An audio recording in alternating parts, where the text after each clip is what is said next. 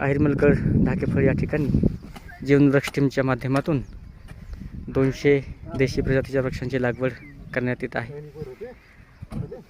कार्यक्रमाधिकारी doctor खंडूजी नवखंडे sir, doctor Dnyaneshwar खोजे sir, ग्रामीण रुग्णालय नखाते सर आदरणीय भाऊंच्या मार्गदर्शनाखाली स्वतःचा डब्बा घेऊन दिवसभर या ठिकाणी प्रकृती पर्यावरणाच्या संरक्षणासाठी काम करायचं आहे। आज सर्वज्ञ भगवान श्री चक्रधर स्वामी यांच्या पदस्पर्शाने पावन झालेल्या भूमीत आम्ही राष्ट्रीय सेवा योजना विभाग व जीवनवृक्ष टीमच्या माध्यमातून या ठिकाणी श्रमदान करण्याचा छोटासा प्रयत्न करत आहोत। नक्कीच येणाऱ्या काळामध्ये आहिरमलगड हिरवागार होईल, ही संकल्पना सत्यात उतरेल।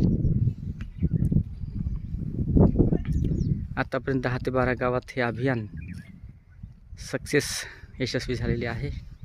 भगवान सर्वज्ञ श्री चक्रधर स्वामींच्या चरणी साक्षांग दंडवत करतो आणि हा अभियान असाच उत्तरोत्तर बहरत जावो प्रकृती पर्यावरणाच्या संरक्षणासाठी।